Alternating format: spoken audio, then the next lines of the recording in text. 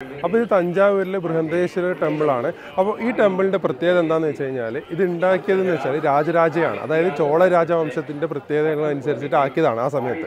Okay, അപ്പോൾ ഇതിൻ്റെ മെയിനായിട്ടുള്ള കാര്യം എന്ന് വെച്ചാൽ ഇതിലിപ്പോൾ നമ്മൾ പണ്ടേ പറയുന്ന കേട്ടിട്ടുണ്ടായിരുന്നു. തഞ്ചാവൂരിലെ ഇത് ഉണ്ടാക്കുന്ന സമയത്ത് ഇവിടുത്തെ ശില്പിനോട് പറഞ്ഞു, ഇതിൻ്റെ മുകളിൽ ഇത്രയും വലിയ ഒറ്റക്കല്ലിൽ തീർത്ത ആ ഗോപുരം കാണുന്നില്ലേ, ആ ഗോപുരം എടുത്ത് കയറ്റുമ്പോൾ അത് പൊളിഞ്ഞങ്ങ് താഴത്തേക്ക് വീണ് കഴിഞ്ഞാലോ ഒന്ന് രാജാവ് സംശയം ചോദിച്ചിട്ടുണ്ടായിരുന്നു. അപ്പോൾ അവർ പറഞ്ഞത് എന്താണെന്ന് വെച്ച് കഴിഞ്ഞാൽ ഇതിൻ്റെ ഫുള്ളായിട്ടുള്ള ഇതിൻ്റെ നേല് പോലും നിലത്ത് പതിക്കില്ല എന്നുള്ള രീതിയിലേക്കാണ് അവർ പറഞ്ഞത്.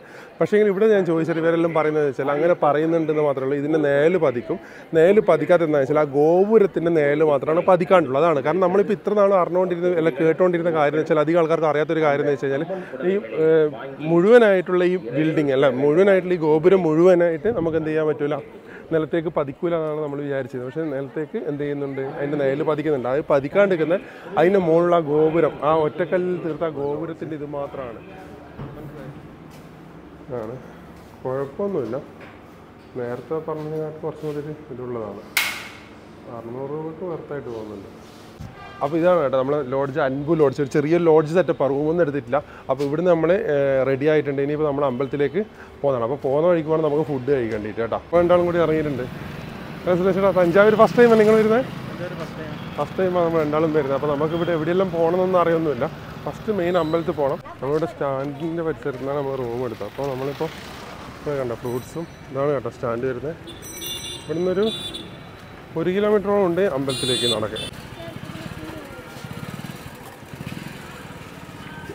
സുരേഷേട്ടൻ ഇങ്ങനെ നോക്കുന്നുണ്ട് കഴിക്കാൻ. സുരേഷേട്ടാ മേടിക്ക്, അതാണ് വടവണ. എൻ്റെ പരിസരത്ത് ഇതേപോലെയുള്ള ബ്രേക്ക്ഫാസ്റ്റിന് വേണ്ടി മാത്രം ഇതേപോലെയുള്ള കുറച്ച് സ്പോട്ടുകൾ തുറന്നിട്ടുണ്ടാവും, എന്തുവണ്ടി പോലെ. അപ്പോൾ ഇവിടെ പോയി കഴിഞ്ഞാൽ ചെറിയ പൈസക്ക് നമുക്ക് എന്ത് ചെയ്യും, ഭക്ഷണം കിട്ടും, ബ്രേക്ക്ഫാസ്റ്റ് കിട്ടും. പക്ഷെ അവിടെ നിന്നും എന്ത് ചെയ്യും, കഴിക്കുമ്പോൾ ശ്രദ്ധിക്കുക. കാരണം ചിലർക്ക് തീരെ വൃത്തി ഉണ്ടാവില്ല, ചിലർക്ക് അത്യാവശ്യം കുഴപ്പമില്ലാതെ വൃത്തി ഉണ്ടാവും. നമ്മളെന്തായാലും ഇവിടുന്ന് കഴിക്കാമെന്ന് വിചാരിച്ചത്. കാരണം വെജിറ്റേറിയനായതുകൊണ്ട് പിന്നെ അധികം ഓവറായിട്ട് പണി വരാനുള്ള ചാൻസും കുറവാണ്.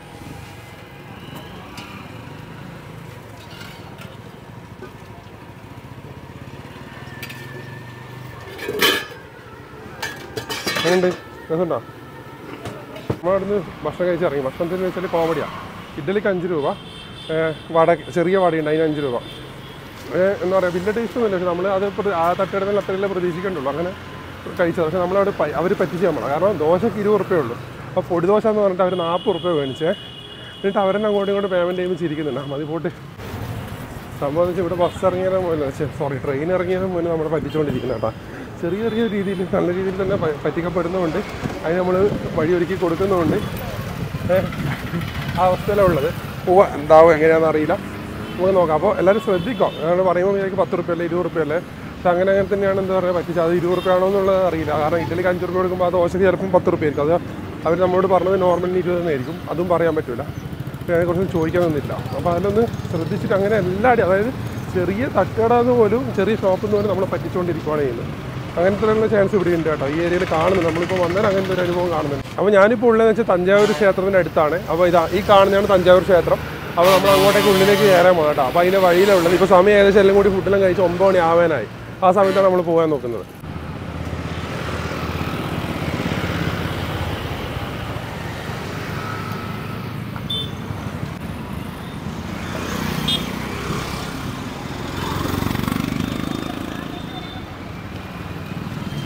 നമ്മൾ റോഡ് മുറിച്ചിപ്പുറം കടന്ന്. അപ്പോൾ ഞാനിപ്പോൾ ഉള്ളത് തഞ്ചാവൂരാണ്. തഞ്ചാവൂർ ക്ഷേത്രത്തിൻ്റെ തൊട്ട് മുന്നിലാണ് ഉള്ളത്. അപ്പോൾ ഇനി ഇതിൻ്റെ ഉള്ളിൽ കയറാൻ പോകുന്നത്. അപ്പോൾ എന്താ പറയുക, ഒരുപാട് ചരിത്രങ്ങളും കാര്യങ്ങളൊക്കെ ഉറങ്ങിക്കിടക്കുന്ന ഒരു അമ്പലമാണ് കേട്ടോ. അപ്പോൾ അതിൻ്റെ ഉള്ളിലേക്കാണ് നമ്മൾ കാണാൻ പോകുന്നത്. ഞാൻ ആദ്യമായിട്ടാണ് ഇവിടെ എത്തുന്നത്. അതിൻ്റെ ഒരു എന്താ പറയുക, ഒരു സന്തോഷം കാര്യങ്ങളൊക്കെ ഉണ്ട്. സമയമായി ഇവിടെ എത്താനുള്ള, ഇവിടെ എത്തി, അത്രയേ ഉള്ളൂ.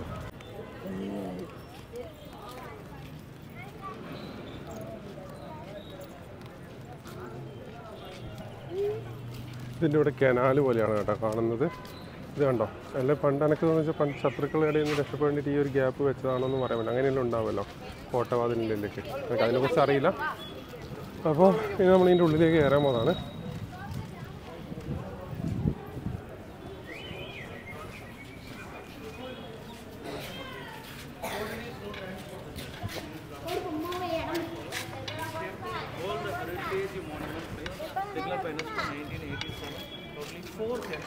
World Heritage Monument in Tamil Nadu.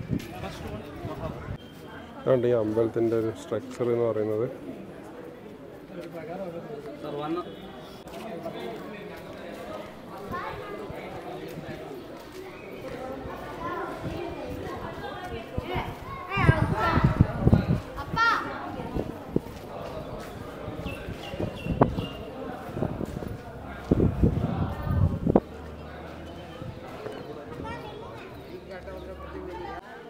നമ്മൾ ആ ഗോപുരം കഴിഞ്ഞിട്ട് ഉള്ളിലേക്ക് കയറിയതിനുള്ള അതിൻ്റെ ബാക്ക് സൈഡ്. ഇനി അടുത്ത ഗോപുരം ഇതിൻ്റെ ഉള്ളിലേക്ക് കയറണം. വളരെ രസമില്ലേ കാണാൻ? ഇതിപ്പോൾ ക്യാമറയിൽ കാണുമ്പോൾ ഇത്രയും രസം ഉണ്ടെന്നുണ്ടെങ്കിൽ നേരിട്ട് കാണുമ്പോൾ എത്ര രസം ഉണ്ടാവും എന്ന് ആലോചിച്ച് നോക്കിയാട്ടെ. അതാ പറഞ്ഞത്, ചില കാര്യങ്ങൾ നമ്മൾ നേരിട്ട് തന്നെ കാണണം. അപ്പോൾ നമ്മൾ ഇവിടെ തഞ്ചാവൂർ ക്ഷേത്രത്തിലേക്ക് അപ്പോൾ ഒരു ഗോപുരം കഴിഞ്ഞ് അടുത്ത ഗോപുരമുണ്ട്. അത് നേടി കഴിഞ്ഞിട്ടാണ് നമ്മൾ എന്ത് ചെയ്യേണ്ടത്, അങ്ങ് ഉള്ളിലേക്ക് പോകേണ്ടത്. അപ്പോൾ ആ ഗോപുരത്തിൻ്റെ നേലാണ് നമുക്ക് എന്ത് ചെയ്യാം, നിലത്ത് പതിക്കൂല എന്ന് പറയുന്നത്. അതാണ് ചരിത്രം, അതാണ് ഏറ്റവും ഹൈലൈറ്റ്. അപ്പോൾ അത് കാണാനാണ് നമ്മൾ പോകുന്നത് കേട്ടോ. അടുത്ത ഗോപുരത്തിൻ്റെ ഉള്ളിലേക്ക് കയറുന്നതാണ് കേട്ടോ.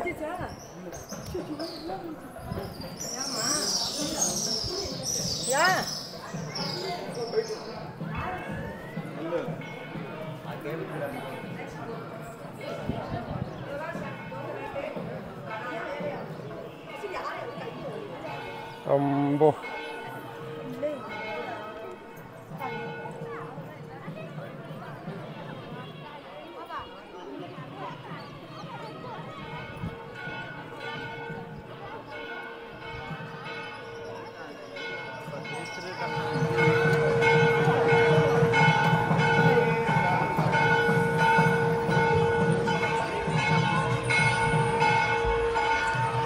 അപ്പോൾ ഇത് ബൃഹന്തേശ്വര ടെമ്പിളാണ്. അപ്പോൾ ബൃഹന്തേശ്വര ടെമ്പിൾ എന്ന് വെച്ചാൽ ഇത് നിർമ്മിച്ചതെന്ന് വെച്ചാൽ നമ്മുടെ ചോള രാജവംശത്തിലുള്ള രാജരാജ ചോളനാണ് ഇത് നിർമ്മിച്ചിട്ടുള്ളത്. ഓക്കെ, ഇത് വളരെ വർഷങ്ങൾ പഴക്കമുള്ള ഒരുപാട് ചരിത്രങ്ങൾ കാര്യങ്ങളൊക്കെ ഉറങ്ങിക്കിടക്കുന്നത്. അപ്പോൾ ഈ കോവിൽ കണ്ടോ, ഇപ്പം ഈ കോവിലിൻ്റെ മുകളിലൊരു ഗോപുരമുണ്ട്.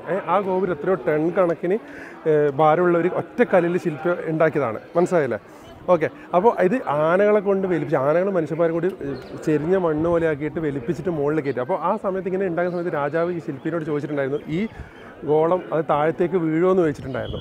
അപ്പോൾ ആ സമയത്ത് ശില്പി രാജാവിനോട് പറഞ്ഞൊരു കാര്യമുണ്ട്. എന്താണെന്ന് വെച്ച് കഴിഞ്ഞാൽ ഈ ഗോളം പോയിട്ട് ഈ കോവിലിൻ്റെ നേല് പോലും നിലത്ത് പതിക്കൂല എന്നുള്ളത്. അപ്പോൾ ആൾക്കാർ ഇപ്പോൾ ഉള്ള കുറേ ആൾക്കാരുടെ മനസ്സിൽ ഇപ്പോൾ ഉള്ളത് ഇവിടുത്തെ ഏറ്റവും വലിയ പ്രത്യേകത വെച്ചാൽ ഈ കോവിലിൻ്റെ നേല് ഏത് സമയത്തും നിലത്ത് പതിക്കൂല എന്നുള്ളത്. പക്ഷേ ശരിക്കും പറഞ്ഞാൽ അങ്ങനെയല്ല അതിൻ്റെ കാര്യം. അതാണ് മെയിനായിട്ട് എനിക്ക് പറയാനുള്ളത്. ശരിക്കും പറഞ്ഞാൽ ഈ ഗോളം ഉണ്ടല്ലോ, ഇതിൻ്റെ മുകളിൽ ഈ ഗോളത്തിൻ്റെ നേല് മാത്രമാണ് നിലത്ത് പതിക്കാണ്ടുള്ളൂ.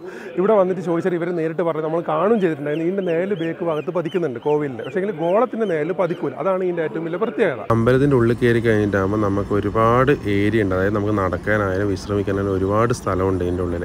കാരണം രാജാവ് ഇതിൻ്റെ ഉള്ളിലാണ് സ്റ്റേജ് കെട്ടിയിട്ട് സ്റ്റേജ് കെട്ടിച്ച് ഈ കാണുന്നത് തന്നെയാണ് സ്റ്റേജ്. ഓക്കെ, ഇവിടുന്ന് പല പരിപാടിയും കാര്യങ്ങളൊക്കെ അവതരിപ്പിക്കും. അപ്പോൾ ഒരുപാട് ലക്ഷക്കണക്കിന് ആൾക്കാർ വരും. അപ്പോൾ അന്നേരമൊക്കെ നിൽക്കാനുള്ള സൗകര്യം കാര്യങ്ങളൊക്കെ അവിടുന്ന് അവർക്ക് കാണാനുള്ള സൗകര്യങ്ങളൊക്കെ ഇതിൻ്റെ ഉള്ളിലുണ്ട്.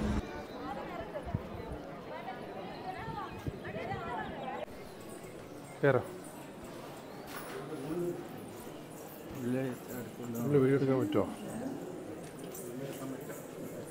ശ്രീകോവിലിൻ്റെ ഉള്ളിൽ നമ്മൾ കയറുമ്പോൾ കാണുന്നൊരു കാഴ്ചയാണിത് കേട്ടോ. കുറേ തൂണുകളായിട്ട്. പിന്നെ ഇതിൻ്റെ കൂടുതലായിട്ടുള്ള വീഡിയോസ് കാര്യങ്ങളൊന്നും ഞാൻ ഉള്ളിൽ നിന്ന് എടുത്തിട്ടില്ല. ഇവിടെ കാണുന്ന എല്ലാ ശിവൻ്റെ വിഗ്രഹങ്ങളാണ് കേട്ടോ. ഇവിടെ ഫുള്ളായിട്ട് ഇങ്ങനെ കുറേ വിഗ്രഹങ്ങൾ ഈ സൈഡിൽ ഇങ്ങനെ ഇത് മുഴുവനായിട്ടുണ്ട് എന്ന് തോന്നുന്നു. കണ്ടോ, പല വലിപ്പത്തിലുള്ള ശിവൻ്റെ ലിംഗങ്ങൾ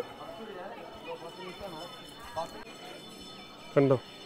അവിടുന്ന് ഇവിടുന്നൊക്കെ വന്നിട്ട് ഇത് ഫുള്ള് പല വലിപ്പത്തിലുള്ള ശിവലിംഗങ്ങളാണ് കേട്ടോ.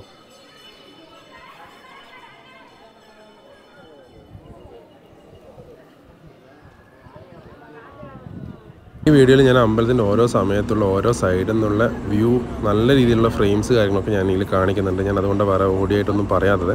അപ്പോൾ ഇത് വീഡിയോസ് കാര്യങ്ങളൊക്കെ ഇഷ്ടമാണെങ്കിൽ ഒന്ന് ലൈക്ക് ചെയ്ത് സബ്സ്ക്രൈബ് ചെയ്തിട്ടൊന്ന് സപ്പോർട്ട് ചെയ്യാം കേട്ടോ.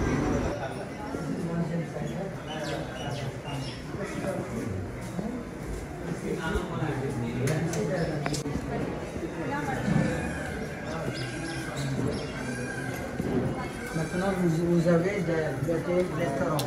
Quelquefois, il n'y a pas de restaurant.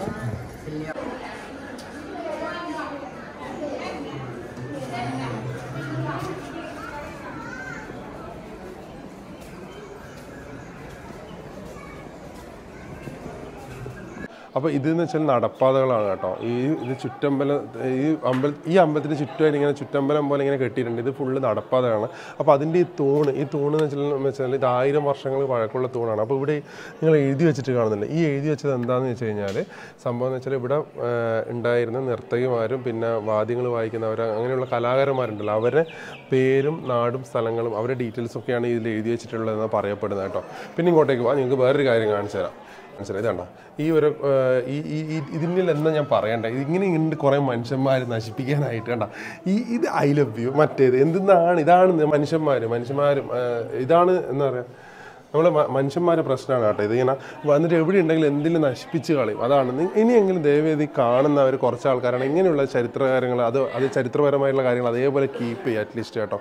അവിടെ എന്തെന്നാ എഴുതി വെച്ചിട്ടുണ്ട്, നശിപ്പിച്ചിട്ടുണ്ട്, പച്ച കളറിലും ചുവപ്പ് കളറിലും ഒക്കെ എഴുതി വെച്ചിട്ടുണ്ട് കേട്ടോ.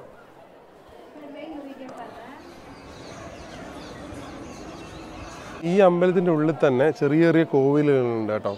ഇതിൻ്റെ ഉള്ളിലൊക്കെ ഓരോ ചെറിയ വേറെ പല പ്രതിഷ്ഠകളാണ് ഇതിൻ്റെ ഉള്ളിലൊക്കെ ഉള്ളത് കേട്ടോ. ഇതാണ് നമ്മൾ ഈ അമ്പലത്തിൻ്റെ മെയിൻ കോവിൽ എന്ന് പറയുന്നത് ഇതാണ് കേട്ടോ. ഇതിൻ്റെ മുകളിലാണ് ഈ ഗോപുരം, ഒരു ഒറ്റക്കല്ല് തീർത്ത ഗോപുരമാണ് അതിൻ്റെ മുകളിലുള്ളത്. അത് ആനകൾ കൊണ്ട് എന്നാൽ വലിച്ച് കയറ്റുകയും ചെരുവ് പോലെ ആക്കി ആനകൾ കൊണ്ട് ഇതിൻ്റെ മുകളിലേക്ക് വലിച്ച് കയറ്റുകയതിന്.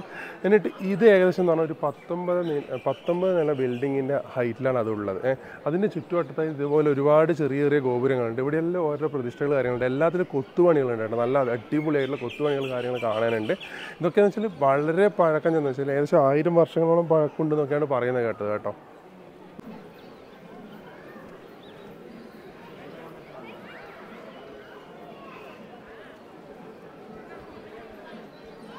നിങ്ങളിവിടെ കാണുന്നില്ല, ഇത് നിലത്ത് വിരിച്ചിട്ടിരിക്കുന്നത്. ഇതെന്തിനാണ് വിരിച്ചതെന്ന് വെച്ചാൽ വെയിലുള്ള സമയത്ത് നടക്കാൻ പറ്റില്ല, നല്ല ചുട്ട് പൊള്ളും കാല്, അതിന് വേണ്ടിയിട്ട് വിരിച്ചു വെച്ചത് കേട്ടോ. തമാശ പറയുന്നതല്ല. അപ്പോൾ ഇവിടെ അവർ വെള്ളം നനയ്ക്കുന്നത്, നീൻ്റെ മുകളിൽ വെള്ളം നനച്ച് വെക്കുന്നുണ്ടെന്ന് തോന്നുന്നു, കാരണം അത്രയും നല്ല ചൂട്. അപ്പോൾ ഇത് പറയാൻ കാരണം എന്താണെന്ന് വെച്ച് കഴിഞ്ഞാൽ നിങ്ങൾ ഇങ്ങോട്ടേക്ക് വരുന്നുണ്ടെന്നുണ്ടെങ്കിൽ നിങ്ങൾ വരേണ്ട സമയം വൈകുന്നേരമാണ് കേട്ടോ, ഉച്ച കഴിഞ്ഞിട്ട് വേണം വരാൻ. അല്ലാണ്ട് ഇവിടുത്തെ വെയിൽ ഒട്ടും സഹിക്കാൻ പറ്റില്ല, നല്ല വെയിലായിരിക്കും, നല്ല ചൂടാണ്, കാല് ചൂടാന്ന് പറഞ്ഞിട്ട് പൊള്ളും. നമുക്കിത് ആസ്വദിക്കാൻ പറ്റും, നമുക്ക് ഫോട്ടോ എടുക്കാനായാലും എന്താണെങ്കിലും നമുക്ക് പറ്റൂല, അത്രയും ഇതായിട്ടാണുള്ളത്. കാരണം വെയിലും മുകളിൽ നിന്ന് ഉച്ചയിൽ നിന്ന് അടിക്കുന്ന പോലത്തെ അവസ്ഥയിലാണ് ഉള്ളത് കേട്ടോ ഇവിടെ. നമ്മൾ ഈ കോവിലിൻ്റെ ഉള്ളിൽ കയറിയിട്ട് ദർശനം നടത്തുന്നതിന് മുമ്പായിട്ട് നമ്മൾ എന്താ വെച്ചാൽ ഈ നന്ദിനെ വഴങ്ങണം എന്നാണ് ഇവിടുത്തെ ഐതിഹ്യം. അതായത് ഈ നന്ദിക്ക് വേറൊരു പ്രത്യേകതയുണ്ട്. നന്ദിൻ്റെ പ്രത്യേകത എന്ന് വെച്ചാൽ ഒറ്റക്കല്ലിൽ തീർത്ത ഏറ്റവും വലിയ നന്ദി, ഇന്ത്യയിലുള്ള ഏറ്റവും വലിയ നന്ദിയിലൊന്നാണ് ഇത് കേട്ടോ. വളരെ ചുരുക്കം നന്ദികൾ ഒറ്റക്കല്ലിൽ തീർത്താണ് ഇത് മുഴുവനായിട്ട്. അപ്പം ഇതിന് എത്രയോ ടണ്ണ് ഭാരവും കാര്യങ്ങളൊക്കെ ഉണ്ട്. അപ്പോൾ ഒറ്റക്കല്ലിൽ തീർത്ത ഇന്ത്യയിലെ തന്നെ ഏറ്റവും വലിയ നന്ദികളിൽ ഒന്നാണിത്, അങ്ങനെയാണ് പറയപ്പെടുന്നത് കേട്ടോ. ഇതിൻ്റെ മുകളിലൊക്കെ കണ്ടോ നല്ല അലങ്കരിച്ച് വെച്ചിരിക്കുന്ന പോലെ. നമ്മൾ ഈ അമ്പലത്തിൻ്റെ കയറി വരുമ്പം തന്നെ ഉള്ള കാണുന്നതാണ് ഇത് കേട്ടോ, ഈ സ്റ്റേജ്. ഇതാണ് ഇവിടെ നിന്നാണ് രാജാവ് എന്തെങ്കിലും ഇവിടെ ഉത്സവങ്ങൾ കാര്യങ്ങളൊക്കെ ഉണ്ടാകുമ്പം പരിപാടികളൊക്കെ സംഘടിപ്പിക്കുന്നത് ഈ സ്റ്റേജിൽ നിന്നാണ് കേട്ടോ. ഇവിടെ കെട്ടി വെച്ചിട്ടില്ല, ഇവിടെ നിന്നാണ് നർത്തകിമാരുടെ ഡാൻസും പിന്നെ വാദ്യോപകരണങ്ങൾ കാര്യങ്ങളൊക്കെ വായിക്കുന്നതൊക്കെ അതിൻ്റെ മുകളിൽ നിന്നാണ് കേട്ടോ. ഇതിൻ്റെ ഉള്ളിൽ തന്നെ ഇങ്ങനെ വെക്കുന്നുണ്ട് പൊങ്കൽ, കേർഡ് റൈസ്, ഇതെല്ലാം ഇവിടുത്തെ പ്രസാദം പോലെയാണ് വെക്കുന്നത് കേട്ടോ. ലെമൺ റൈസ് നിങ്ങൾ മേടിച്ചാ, ഞാൻ നിങ്ങളെ നോക്കുന്നതിന്. ഇതെവിടെ ഇങ്ങനെ മിക്സർ കാര്യങ്ങളെല്ലാം ഉണ്ട്. ഉണ്ണിയപ്പം ഉണ്ട്, ഒരു പേക്കർ ഉണ്ണിയപ്പം മേടിക്കണം കേട്ടോ. എന്താ ഇതിന് രസമുണ്ടോ? കഴിച്ചോളൂ, അത് രസമുണ്ടോ? അത് സാധനം പുളി വെക്കറാമോ അല്ല എന്നാലും ഓക്കെ. ഇതെന്നാ നെയ്മ് എന്നാ ഇതെന്നാ പേര് ഇതാണ് സ്വീറ്റ് പൊങ്കൽ.